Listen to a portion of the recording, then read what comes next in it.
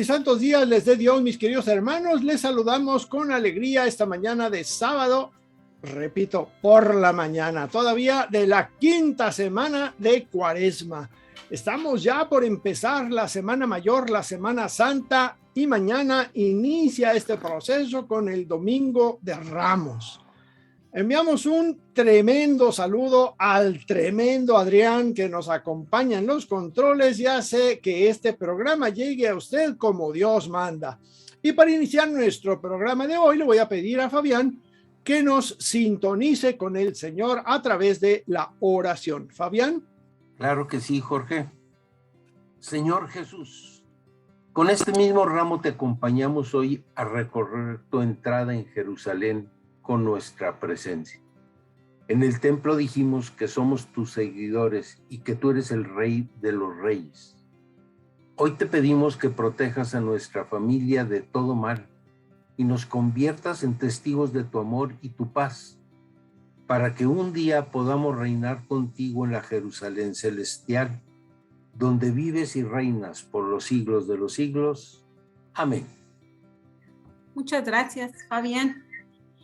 Bueno, mis queridos radioescuchas, en esta mañana pues dispongámonos a disfrutar de este programa que les hemos preparado el día de hoy con mucho cariño y que está muy bueno. Y pues le damos comienzo, empezamos con nuestra gustada sección de Introducción a la Biblia con nuestro compañero Luis Romero.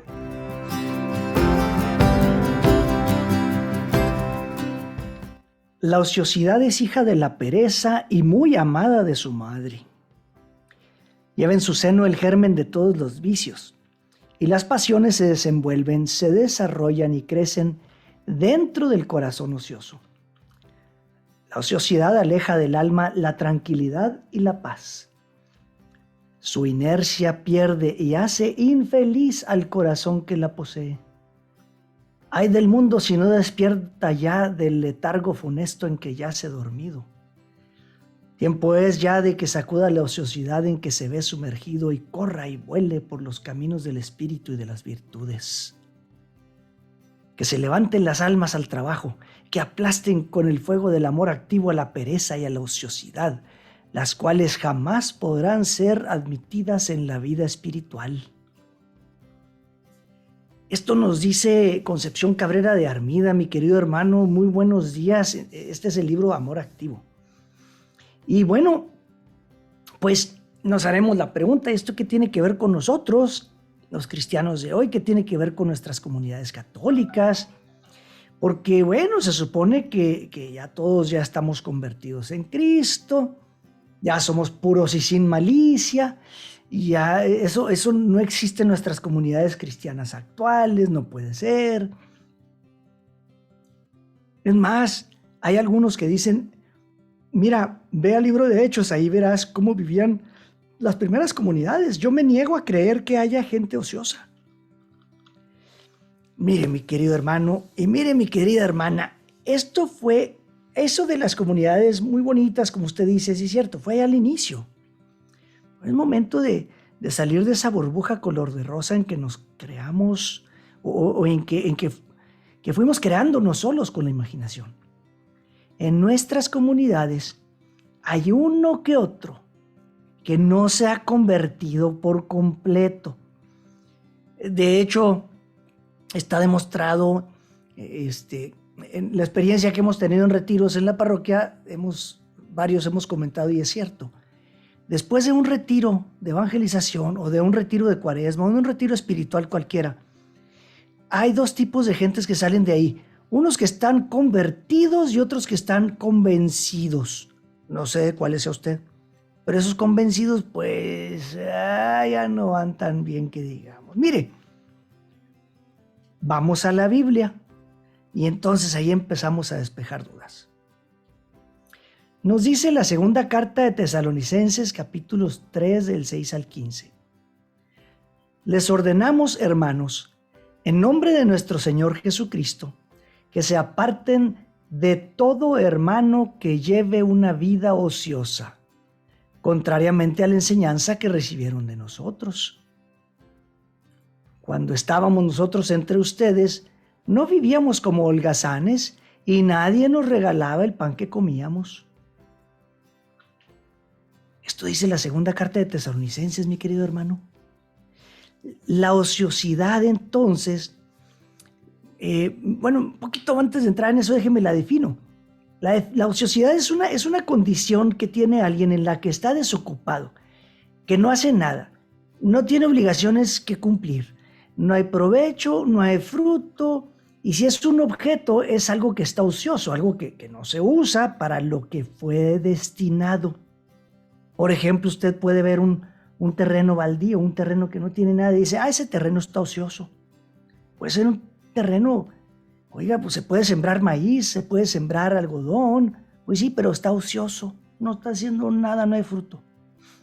Un automóvil ocioso que alguien dejó estacionado ahí por 3 meses, por 6 meses, por 3 años, está ocioso, no lo usa nadie.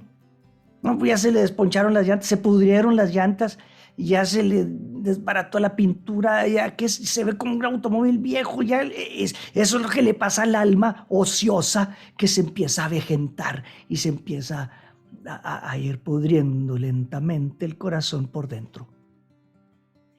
Ociosidad, mi querido hermano, es sinónimo de inactivo, inútil, estéril, holgazán, haragán, gandul, perezoso, indolente, vago, entre otras. Usted dice si le sigo, porque está sabrosa esta lista. Oye, pero estás hablando de la definición, ¿verdad? No nos estás hablando nosotros. Yo nomás vi el diccionario, les estoy compartiendo. No maten al mensajero. No nos está insultando. ¿Nos está describiendo acaso? Todos tenemos un ratito de ociosidad, no digamos que no. Un ratito por mínimo que sea. Habrá momentos de descanso, eso es diferente. Bien merecidos, bien mesurados, sí, es distinto, pero le echamos un poquito de ociosidad a la cosa, o pereza, o bueno, ya para qué le sigo otra vez. Entonces, bueno, eso pasaba en la comunidad tesalónica. No es de sorprenderse, pues, como decíamos, que encontremos esto en nuestras comunidades actuales. De vez en cuando, algunas personas, no todos, algunos se andan haciendo locos en su vida personal, en su vida espiritual, en el servicio al Señor. Y para acabarla de amolar, algunos de ellos ni siquiera tienen un trabajo para ganar su propio dinero, sus centavos, porque no quieren trabajar. Con esto no estoy hablando de alguien que perdió su empleo y anda buscando empleo, es otra cosa, ¿sí? Estamos hablando del flojo, del que no quiere trabajar y del que se anda haciendo loco en las cosas de la vida espiritual y de lo del Señor y del servicio al Señor. Lo peor de todo es que tarde o temprano esas personas, algunas de ellas, empiezan a sacar dinero de las comunidades, empiezan a sacar dinero de las personas que van conociendo ahí en la iglesia. Entonces, esta carta, el Señor la inspira para que el autor la escriba así, porque nos quiere alertar de algunas gentes que les gusta vivir como parásitos. El Señor nos quiere enseñar a discernir y a aprender a verle las orejas, la cola y el colmillo a la oveja, porque no todos son ovejas, nomás se disfrazan, pero son lobos. Si usted ve el colmillo diferente, entonces es lobo, no es oveja. Y nos quiere enseñar esto también para que no nos escandalicemos cuando alguien así anda merodeando en nuestras comunidades, sino que por el contrario, sepamos detectarlo y sepamos hablar con esas personas y sepamos lidiar con estas circunstancias sin que se resfríe nuestra fe. Porque desafortunadamente muchas personas, cuando se dan cuenta de eso, lo primero que dicen es, no, si esto es aquí en las comunidades católicas, si esto es aquí entre cristianos, y esto entre muy convertidos, no, pues yo mejor, ahí nos vemos, y se van y dejan que se resfríe la fe por una cosa tan sencilla. No te dejes. Por eso el Señor nos permite ver esto.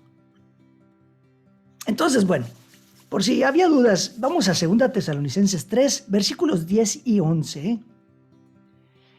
El que no quiera trabajar, que no coma. Pácatelas. Con esto empieza. El que no quiera trabajar, que no coma. Ahora, sin embargo, nos enteramos de que algunos de ustedes viven ociosamente, no haciendo nada y entrometiéndose en todo.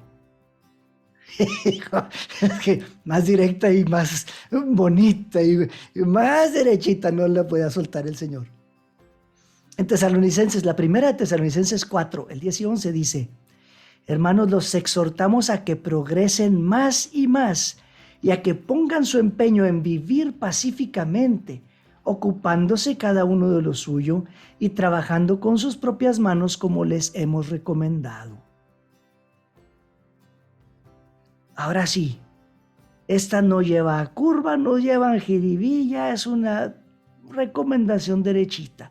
Ustedes no acaben entrometiéndose en todo. Tarde o temprano, la gente ociosa ni picha, ni cacha, ni deja batear. Y luego empieza a meterse en cosas que no son de su incumbencia, sueltan opiniones, arman chirinolas sin sentido, sueltan murmuraciones y acaban por dividir comunidades enteras. O hay algunos que empiezan a inventar sus propios cuentos y apuros para quedarse con el dinero de la gente. Y lo sueltan de tal manera que le llega a uno al corazón y entonces pues, se tienta uno el corazón y se toca uno el corazón y dice, ay, pues cómo no le puedo ayudar a este, y entonces suelta uno la lana y pácatelas, estos anda y vete, se van con todo y el hilo. Tú discierne, mi querido hermano, apártate de los vividores, mi querida hermana. Ponles ahora sí, una sana distancia, ahora que está de moda. Ahora que ya aprendiste estos 2 años, ponle sana distancia. El ocioso con el tiempo se hace metiche, triste, chismoso, envidioso, avaricioso, borracho, pusilánime, libidinoso. Una de estas o varias de estas, o a veces todas, a lo mejor, entre otras. Ve tú a saber. Y mira, esto le pasa tanto a un varón como a una mujer. No es exclusiva del hombre. No es exclusiva del varón, es exclusiva del ser humano. Porque los vicios del alma son del ser humano, no importa el sexo, o tu sexualidad, o tu género, como le quieras llamar. El verdadero cristiano, mi querida hermana, y el verdadero cristiano, mi querido hermano, es virtuoso. Busca practicar las virtudes, busca hacer el bien, busca practicar la palabra de Dios y con esto evita andarse metiendo en cosas que no son de su incumbencia. En otras palabras, pues, se lo pongo así de fácil, la persona verdaderamente convertida que ama a Cristo se pone a trabajar y deja de ventanear. Así de fácil. Una cosa que me llamó la atención que leímos ahorita, que progresen más y más, nos dice. Y para progresar se requiere planeación, se requiere reflexión, esfuerzo, trabajo, y con ello vienen logros en la vida. Cualquiera que sea el objeto de nuestro progreso, no tiene que ser únicamente económico, puede ser económico, pero estamos hablando también de la vida en santidad.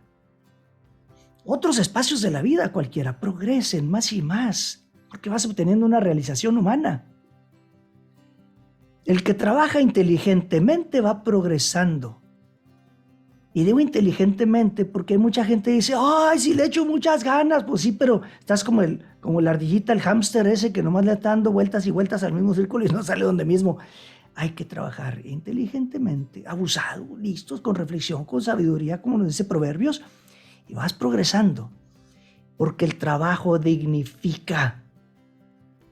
Por eso Génesis 1:15 se nos dice que Dios puso al hombre en el Edén para que lo cultivara y lo cuidara. Dios le da el trabajo al hombre, al ser humano, para su dignificación, para su realización humana. Y le da esto antes de que pecaran, porque hay gente que dice, ay, es que lo dio Dios como un castigo. No, el castigo vino después, ya cuando pecaron. Esto fue antes. Entonces,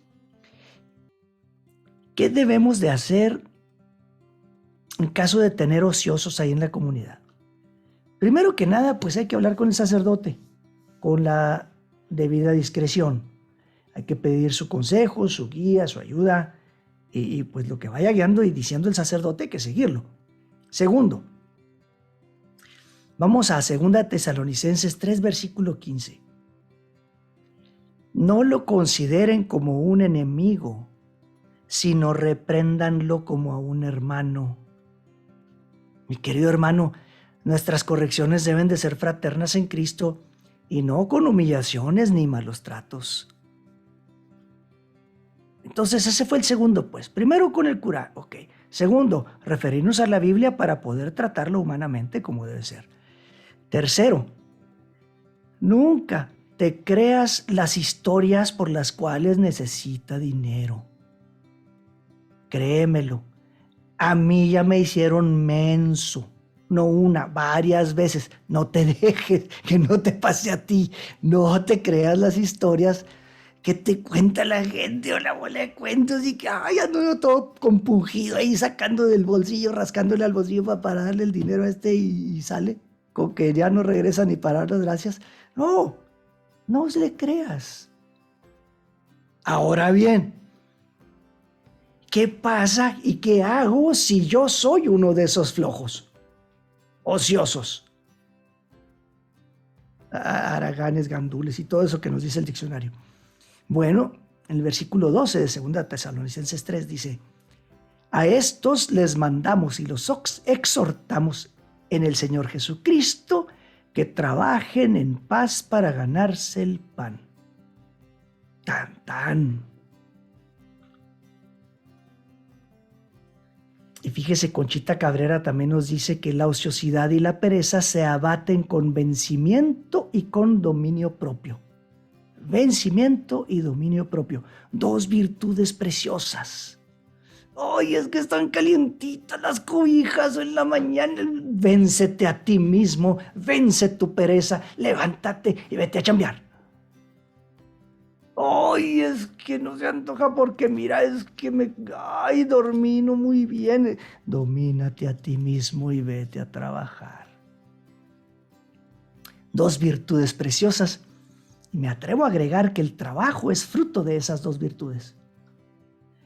Al cristiano diligente le gusta salir a trabajar día con día, lo disfruta.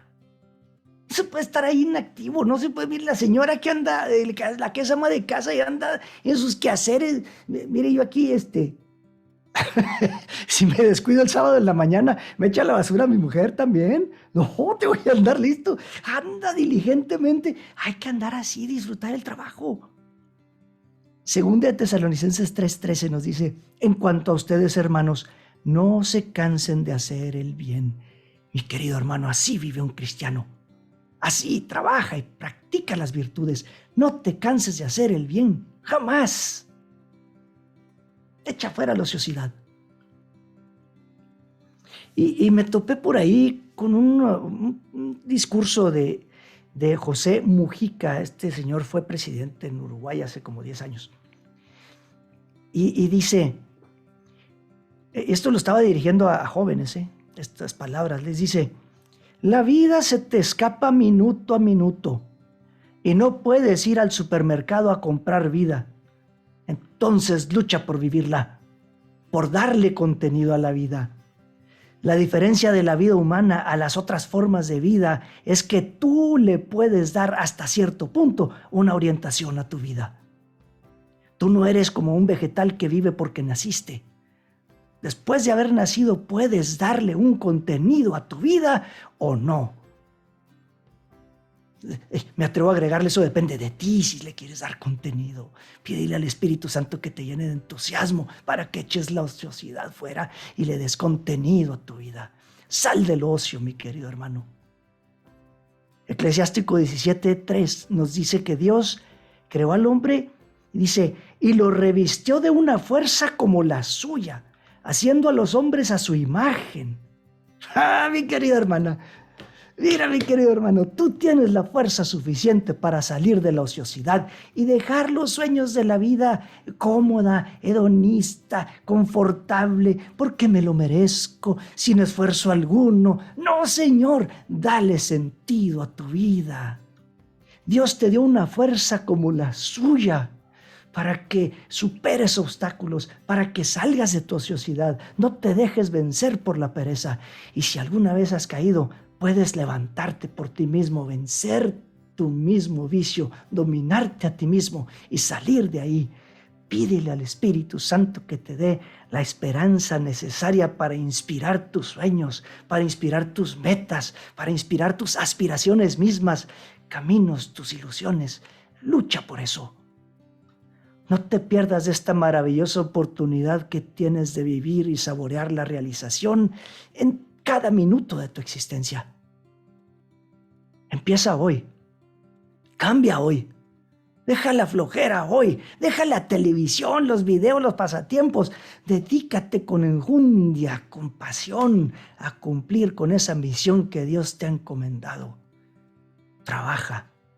Sé diligente, crece, reflexiona, medita, ora, lee tu Biblia, vive intensamente los sacramentos, vive apasionadamente tu vida y ama con todo el corazón.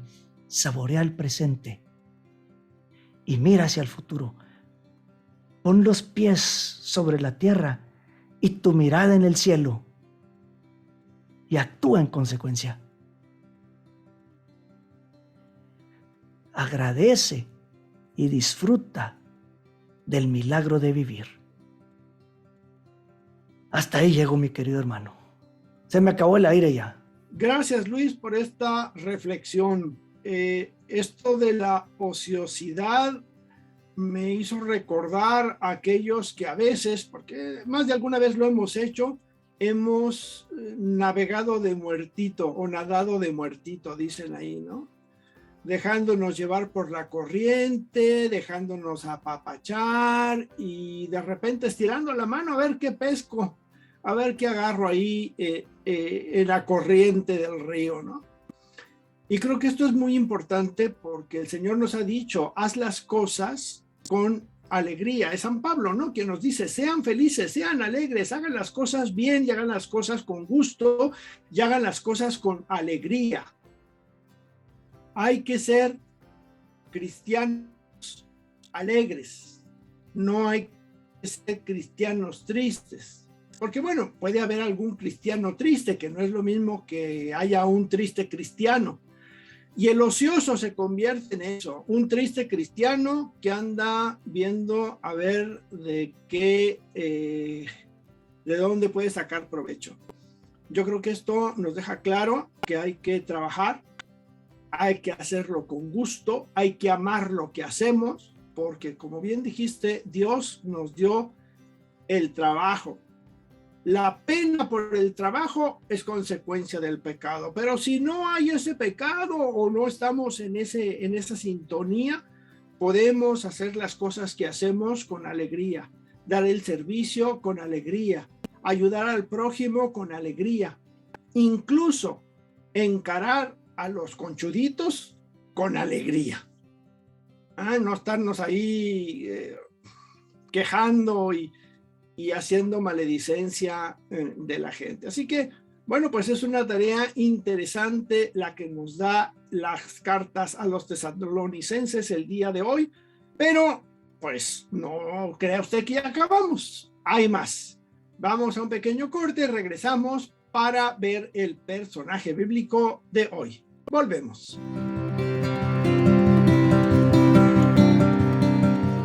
Queridos hermanos, regresamos a su programa Palabra y Vida, en el que estuvimos comentando sobre la ociosidad del día de hoy. Y entre bambalinas recordábamos un viejo refrán que decía, darte nombre que te mantenga el gobierno.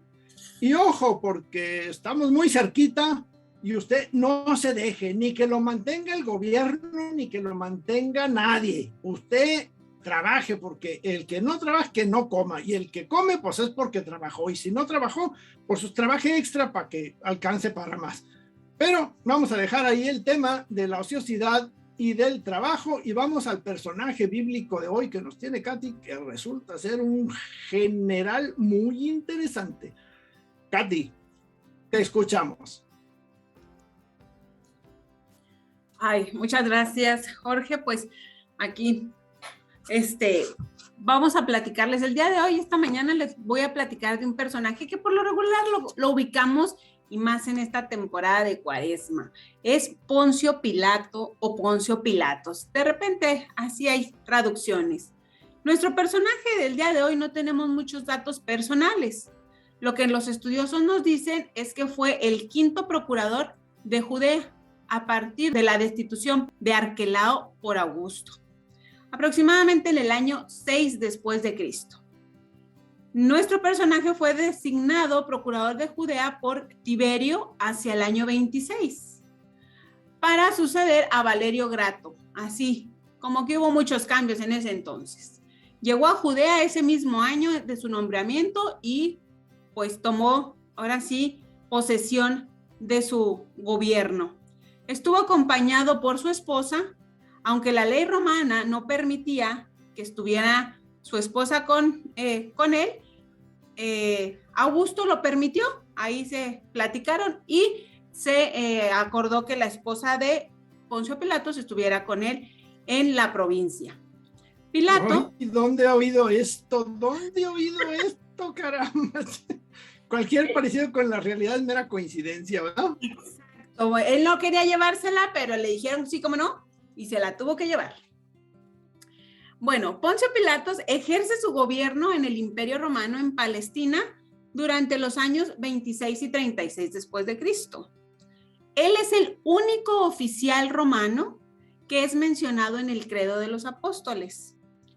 Los 4 evangelistas lo nombran, pero Mateo nos narra uno de los acontecimientos que más recordamos de Pilato, donde se lava las manos. Creo que todos lo recordamos. Lo encontramos en Mateo 27:14. También lo encontramos nuevamente en el libro de Hechos de los Apóstoles en el capítulo 4, en el verso 27. Nos dicen los estudiosos que Judea tuvo una serie de estos gobernantes menores antes y después de Pilato. Sus obligaciones generales eran encargarse de los impuestos y de los demás temas de la economía y de los dineros, como dice Luis, para gobernar Palestina. Pero nos decía que gobernar Palestina no era fácil y que el procurador de esa región era directamente el responsable ante el emperador de todo lo que sucediera en la región. Y también tenía autoridad judicial suprema. Por eso pudo ejercer esa autoridad en relación al caso de Jesús. El territorio que Poncio Pilato tenía a cargo incluía Judea, Samaria y la antigua Idumea. Pilatos nunca agradó al pueblo judío. El historiador judío Josefo nos dice que él ofendió al pueblo inmediatamente cuando llegó a la ciudad, pues empezó a traer costumbres romanas muy escandalosas. Entre unas cuantas dicen que hizo colgar en el templo escudos de oro con los nombres e imágenes de dioses romanos. Claramente, esto directamente pues era una agresión al pueblo, ofendiendo y hiriendo sus sentimientos religiosos. Una gran cantidad de judíos nos dicen que acudieron a Cesarea, a la residencia del procurador, para exigir que retiraran estos escudos lo más pronto que fuera. Pilatos intentó intimidarlos, pero al ver que estaban dispuestos a dejarse matar, tuvo que doblar las manitas y accedió finalmente a la petición.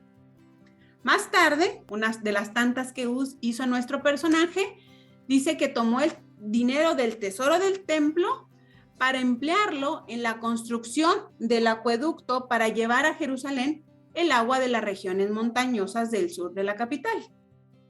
Este acto provocó así que Pilatos pues se las ingenió para darles un escarmiento y mezcló entre la gente, entre la multitud, soldados disfrazados.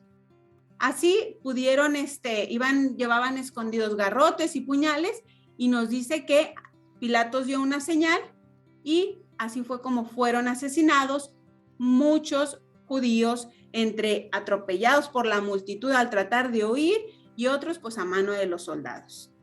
Finalmente terminó su acueducto, pero lo hizo aún más odioso ante los judíos. Todo esto nos lleva de cierta manera a una discrepancia con Pilato. Era muy odiado por el pueblo. Y Pilato, que enjuicia a Jesús, podemos ver que se deja manejar de cierta manera por el pueblo, pues accede a crucificar a Jesús.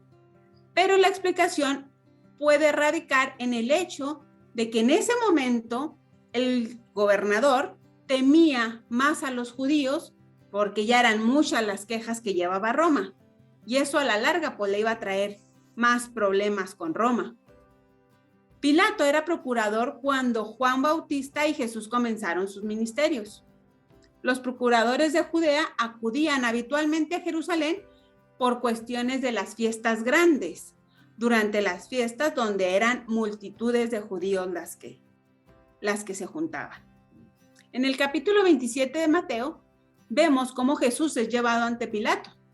Jesús es entrevistado por Pilato, pero este no le encuentra ningún delito grave para que tenga que llevarlo al castigo de la muerte. Pero el pueblo está muy alborotado y de cierta manera gritando y ejerciendo presión ante Pilato para que lo crucificara. Él tuvo la intención, nos dicen algunos, de soltarlo y no cometer esa injusticia, nos dice. Pero recordemos que Pilato tenía mucho miedo, ya tenía más miedo al pueblo, así que pues decide, al ver toda la multitud, tomó agua y se lavó las manos delante de la gente diciendo: inocente soy de la sangre de este justo, vosotros haréis que su sangre cayera sobre ellos y sobre sus hijos.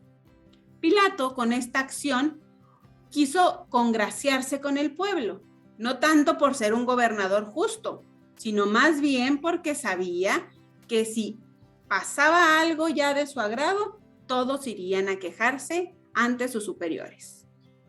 La carrera de Pilato y su forma en que trató a Jesús revela su carácter mundano y dispuesto a juzgar con justicia siempre y cuando ello no le implicara ninguna consecuencia personal.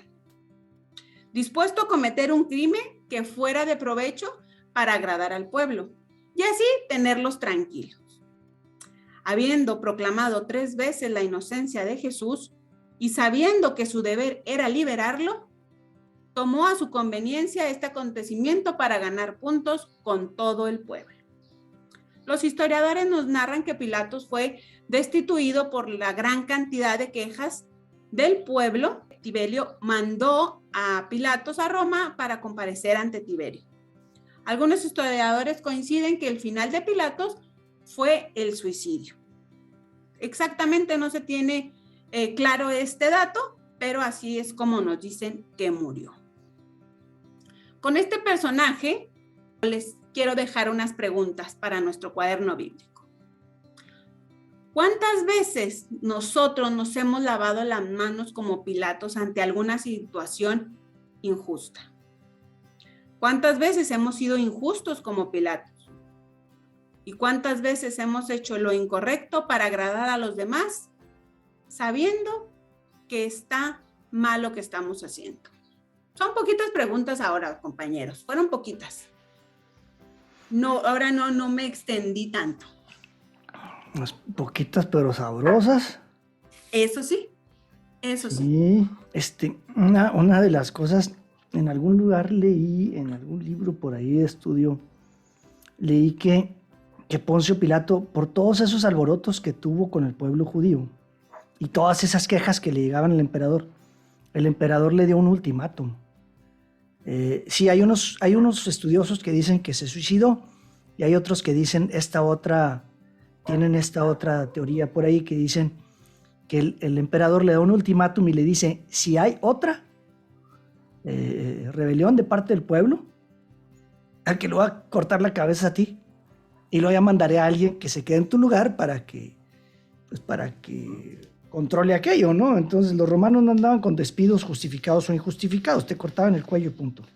Entonces También por eso Pilatos le daba la vuelta no se quiso imponer, pues le daba la vuelta a imponerse ante el pueblo y entonces acabó dándoles gusto.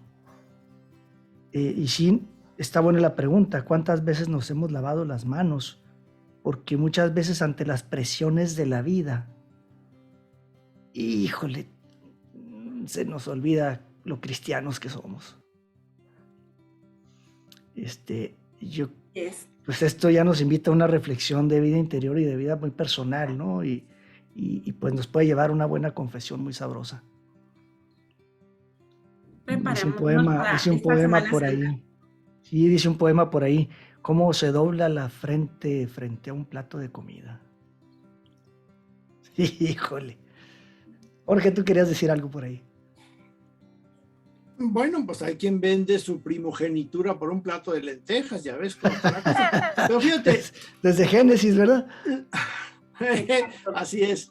Pero fíjate, tú dices las presiones de la vida. Yo me quiero acordar de la presión social. Cuando estamos en un grupo de 20 y todos dicen, oye, le doy para abajo, le doy para arriba. Y lo justo es dejarlo ir, pero 19 le quieren dar cuello.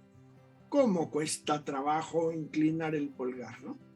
Esto me recuerda a la escena de la película del Gladiador, no sé si ustedes la vieron, en donde el emperador quiere matar al gladiador, pero el pueblo está empeñado en dejarlo libre, ¿no? En liberarlo. Y como el emperador se le ve el dedito que lo quiere mandar para abajo, pero termina volteándolo para arriba, y siendo el emperador, es un Poncio Pilato como este, ¿no?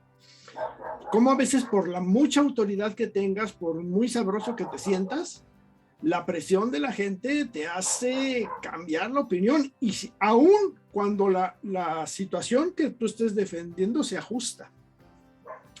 Se necesitan muchos pantalones y, como decía mi abuela, unos calzonzotes para hacer lo que uno tiene que hacer. Otro tema muy interesante de reflexión para el día de hoy. Muy bien, pues mis queridos hermanos, muchas gracias, Jorge. La verdad es que está muy interesante. Nos pudiéramos sentar aquí un buen rato y traer unos 2 o 3 cafés entrados ya en este tema que tarde o temprano quizás incluso nos lleve a la política, pero vamos a dejarlo hasta ahí, mis queridos hermanos. Y unas 2 o 3 películas también. También, muy buenas películas han de salir por ahí. Pero mis queridos hermanos, tenemos poco tiempo y mucho que ver en Magisterio de la Iglesia, con temas muy interesantes que Fabián nos trae hoy, tocando esa parte de lo social. Así que, Fabián, adelante, por favor, te escuchamos. Gracias, Luis. Y pues todo esto, el tema estaba muy relacionado con Tesalonicenses y con el Poncio Pilato, ¿no? Y hoy continuamos en el capítulo 4 con el segundo tema de los que decíamos sobre la inclusión social de los pobres, en donde el Papa Francisco nos dice que la preocupación por el desarrollo integral de los más abandonados de la sociedad brota de nuestra fe en Cristo, hecho pobre para estar siempre cercano a ellos y a los excluidos. Ya por ahí ya se darán cuenta para dónde va el Papa, ¿verdad? Sí. Y por eso escribe que todos los cristianos y todas las comunidades de la Iglesia estamos llamados a ser instrumento de Dios para la liberación y promoción de los pobres, y de manera que puedan integrarse plenamente en la sociedad, lo que supone que debemos ser dóciles y atentos para oír el clamor del pobre y poder socorrerlo. Y para esto nos invita el Papa a recorrer las Escrituras. Dice que ahí encontramos como que el manual de cómo tenemos que hacerle, ¿verdad? ¿Sí? donde podemos escribir cómo el Padre bueno quiere escuchar el clamor de los pobres y pone algunos ejemplos. En Éxodo 3, versículos 7, 8 y 10, dice: he visto la aflicción de mi pueblo en Egipto, he escuchado su clamor ante sus opresores y conozco su sufrimiento. He bajado para liberarlo. Ahora pues, ¿sí?, en Jueces 3:15 nos dice, vamos a leer esto. Entonces los israelitas clamaron al Señor y Él suscitó un libertador. Así pues, hermanos, poner oídos sordos al clamor de los necesitados, de los excluidos, ¿sí? Cuando nosotros somos los instrumentos de Dios para escuchar al pobre, como decía Luis con Tesalonicense, ¿sí? Pero allá lo decía de que había que trabajar, ¿verdad? ¿Sí? Aquí también vamos a trabajar, ¿sí? El poner oídos sordos, ¿sí?, nos sitúa fuera de la voluntad del Padre y de su proyecto. ¿Sí? Y entonces ese pobre, como dice el Deuteronomio capítulo 15, versículo 9, clamará al Señor contra ti y tú te cargarías con un pecado. Y la falta de solidaridad con los más necesitados afecta también nuestra relación con Dios. En la primera de Juan, capítulo 3, versículo 17, nos dice que si alguno posee bienes del mundo, ve a su hermano que está necesitado y le cierra sus entrañas, ¿cómo puede permanecer en el amor de Dios?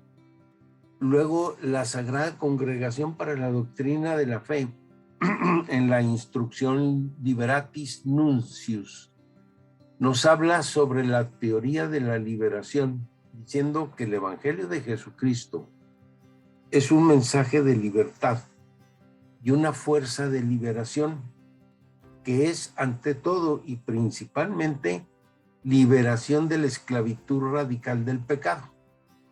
Y su fin y su término es la libertad de los hijos de Dios, don de la gracia. Pero dado que habemos muchos que buscamos encontrar la excusita, nos dice en la introducción la Libertatis Nuncius, nos dice que de ninguna manera podrá servir de pretexto para quienes se atrincheran en una actitud de neutralidad y de indiferencia ante los trágicos y urgentes problemas de la miseria y de la injusticia. Porque esas desviaciones ideológicas que señala conducen inevitablemente a traicionar la causa de los pobres. O sea que nada más quedamos fuera del amor de Cristo y además somos traidores. Y la solidaridad, nos dice el Papa, debe vivirse como la decisión de devolverle al pobre lo que le corresponde.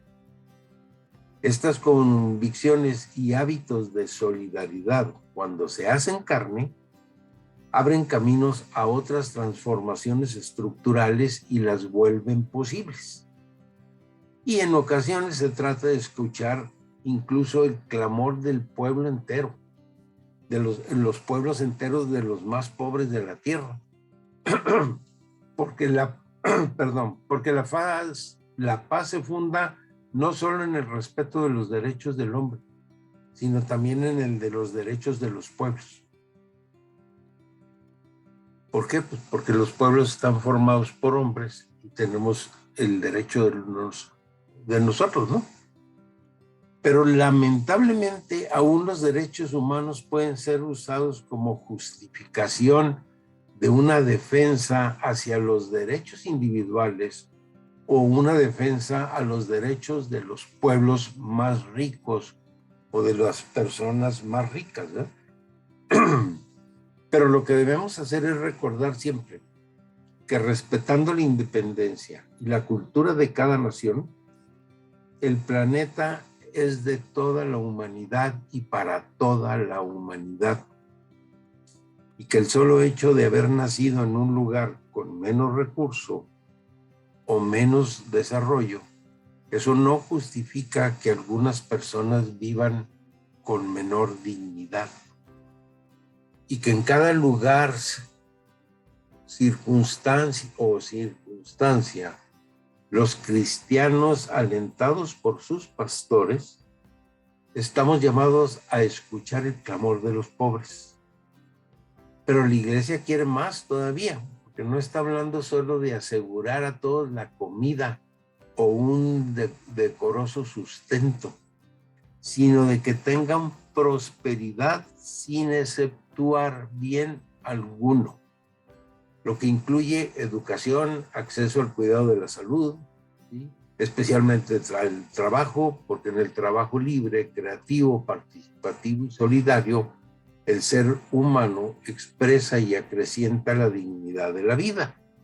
Por eso, Luis, no hay que echar a la basura lo que decías de Tesalonicense por los que no quieren trabajar, ¿sí? El salario justo permite el acceso adecuado a los demás bienes que están destinados al uso común. Y luego nos invita a la fidelidad al Evangelio, para no correr en vano, y para eso nos presenta algunas enseñanzas de la palabra de Dios sobre la misericordia, para que resuenen con fuerza en la vida de la iglesia. Y inicia con Mateo 5:7, donde dice: felices los misericordiosos, porque obtendrán misericordia. Luego nos dice que Santiago enseña que la misericordia con los demás nos permite salir triunfantes en el juicio divino. En Santiago 2 y 13 nos dice: hablen y obren como corresponde a quienes serán juzgados por una ley de libertad, porque tendrá un juicio sin misericordia el que no tuvo misericordia, pero la misericordia triunfará en el juicio.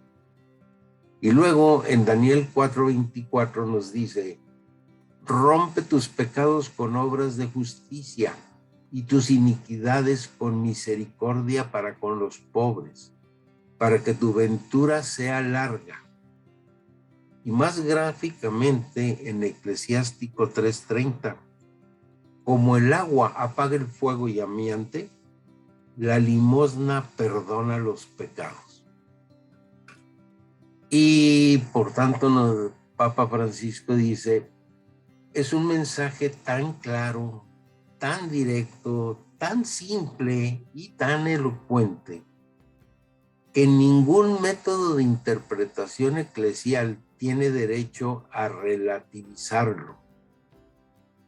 La reflexión de la Iglesia sobre estos textos no debería oscurecer o debilitar su sentido exhortativo, sino más bien ayudar a asumirlo con valentía y fervor. Toca después el tema de la economía y la distribución del ingreso, mencionando que la necesidad de resolver las causas estructurales de la pobreza no pueden esperar ya, ¿sí? No solo por una exigencia pragmática de obtener resultados y de ordenar la sociedad, sino para sanarla de una enfermedad que la vuelve frágil e indigna y que solo podrá llevarla a nuevas crisis. Que la dignidad de cada persona humana y el bien común son cuestiones que deberían estructurar toda política económica, pero a veces parecen solo apéndices agregados desde fuera para completar un discurso político sin perspectivas ni programa de verdadero desarrollo integral. Y luego dice así muy drásticamente: ¿cuántas palabras se han vuelto molestas para este sistema? Molesta que se hable de ética, molesta que se hable de solidaridad mundial, molesta que se hable de distribución de los bienes, Molesta que se hable de un Dios que exige un compromiso por la justicia. Todo eso nos molesta.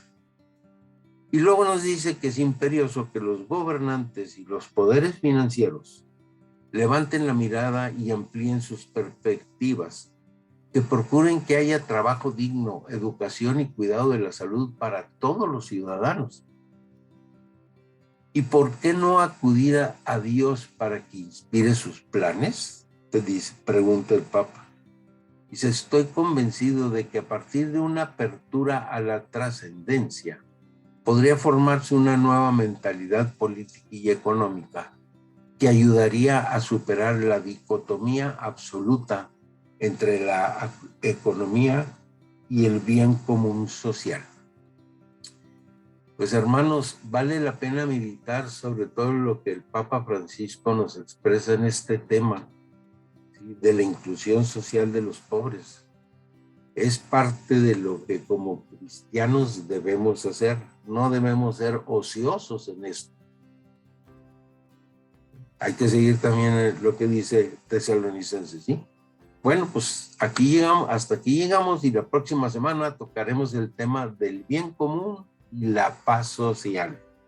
Oye, Fabián, me llama la atención el que a veces no nos creemos instrumentos de Dios, y ahorita que decían, lo que decía Luis, el trabajo dignifica. A veces pensamos que ayudar a los pobres es darles ahorita y que coman hoy, ya mañana Dios dirá si tienen o no tienen. Y es parte de lo que el gobierno, yo creo, debe de cambiar esa mentalidad política para que la gente tenga una vida digna, no nada más un día o 2 días, sino digna toda Así es. Que tengan una vida digna durante todo el tiempo que estén aquí, sino nada más esos días. Hoy como, pues ya mañana ya no sabré si come o no come. El chiste es reconocernos instrumentos de Dios para escuchar el clamor de los pobres, como nos dice Francisco. Y no ver a nuestros pueblos pobres, ¿sí?, como si que fueran ganado. ¿Sí? Como si les estuviéramos haciendo un favor dándoles poquita comida. Ándale, dejándolos vivir. Sí, ya, pues, viven aquí en este planeta, dense por servidos. Ahí me acordaba de Caín y Abel cuando le dice, Dios, y le pregunta por su hermano, y le dice, ¿acaso soy yo el cuidador de mi hermano? Pues nos debería de caer el 20 que todos somos cuidadores y vamos a dar cuentas por cada uno de los que claman a Dios por sus necesidades. Jóvenes, están muy serios. Ahorita que mencionaste eso me acordé de, nos pasamos orándole a Dios para que haya justicia y paz. Pero si Dios nos dio todo, como dice Luis en su tema de Tesalonicenses, ¿sí?, estamos hechos a su imagen y semejanza, y Él nos tiene aquí porque nos llamó a eso, somos nosotros los que debemos estar luchando para conseguir la justicia y la paz. Deberíamos estar luchando. Sí, deberíamos. Los que tienen pero es que es... No. Exacto, pero mira, es mucho más fácil decir, Señor, que la justicia reine sobre la tierra. Mira, yo ya agarré mi parte, ahí te encargo que tú hagas lo demás. Exacto. No puede hacer lo dicen. Exactamente. Muy interesante el tema y no quisiera hacer aguafiestas, pero ¿qué creen? El reloj con su paso inexorable por este mundo nos dice que ya es hora de irnos. Ese Cronos es implacable, mano. Implacable. Se me hace que me voy a comer el Cronos así como se comió a sus hijos, pero bueno, vamos a dejarlo para reloj no marquen las horas. Así es. Por lo pronto, jóvenes, no dejen de ser ángeles de Radio Guadalupana. Vamos a finalizar nuestro programa de hoy con el camino. Katy nos tiene preparado un camino muy, muy, muy interesante. Katy, te escuchamos. Gracias, Jorge. El camino es camino 316. Me dices que sí, que quieres. Bien, pero ¿quieres como un avaro? ¿Quieres su oro? ¿Como una madre quiere a su hijo? ¿Como un ambicioso quiere a los honores? ¿O como un pobrecito sensual su placer? No, entonces no quieres. Digo, por si había que quitarse la máscara, pues más claro. Ni el agua. Pues es que luego anda diciendo uno que sí quiere, pero no quiere. Como aquel refrán popular que me decía mi abuela, ando buscando trabajo pidiéndole a Dios no encontrarlo. Encontrar. Piden mucho para... o sea, Con eso sí cerraste quiero. todos los temas en uno solo. Sí quiero, pero no. Pero no como quieren los demás.